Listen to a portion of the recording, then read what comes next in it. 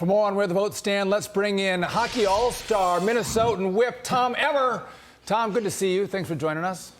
Great to be with you guys. All right, let's talk about this vote. You're the whip. You're counting votes. You're breaking arms, or twisting them at least, checking people on the boards.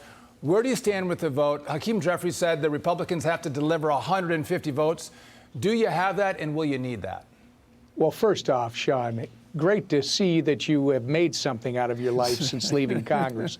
Dagan, we apologize. You've got to carry him a little bit. But first off, Kevin McCarthy is the speaker, Sean. I think I'll listen to Kevin instead of Hakeem. We whipped for 218 votes. That's what I can tell you. We try to whip every single Republican. And we're dealing with a situation this week that, frankly, is a buildup of a lot of emotion that started back in January. You know, we've got a speaker that once he was elected tried to get the White House to start negotiating on this very serious issue, making sure the country does not default on its debt. We have a president who literally did not want to get engaged. We ultimately had to put together a deal that we passed, a debt ceiling deal back more than a month ago.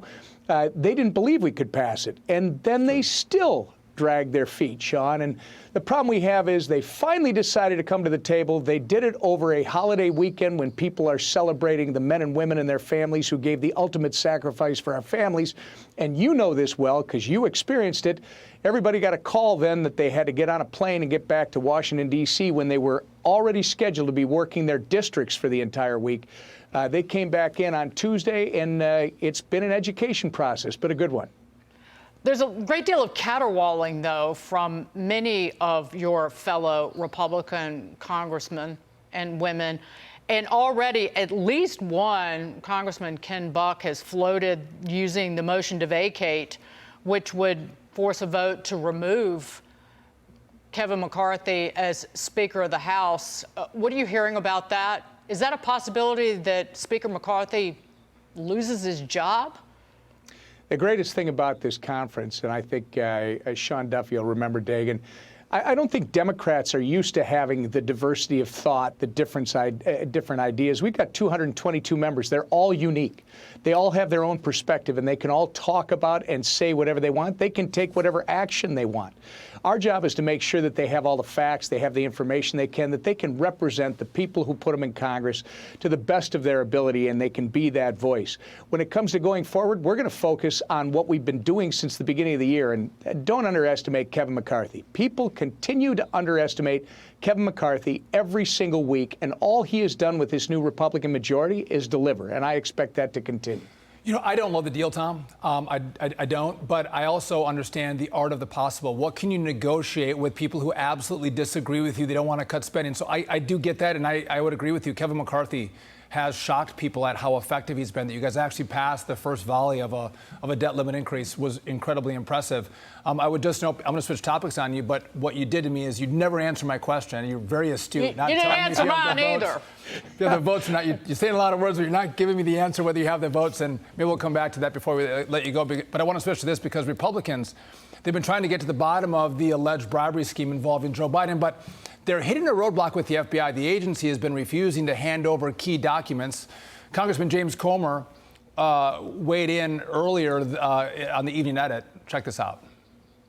I'm willing to go to the FBI office, but I told Director Wray, if I don't have that document in hand, then he will be held in contempt of Congress starting next week by the House Oversight Committee. I made that very clear.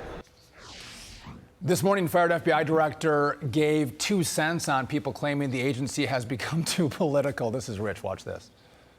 It's really unfortunate. The notion that the FBI is some sort of leftist cabal out to get the Republicans is so crazy. It just shows you how crazy our times are. The FBI will be fine in the long run. This fever around Donald Trump and the MAGA world will eventually break, but it's become somehow a nutty article of faith that the FBI is out to get Republicans.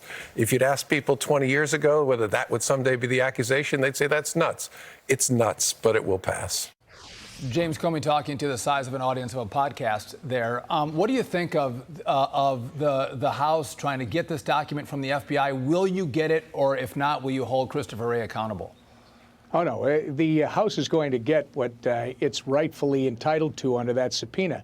And I would suggest that, first, James Comey has absolutely no credibility whatsoever. And it's sad to see someone who built a career just trade his integrity away for this political partisan nonsense.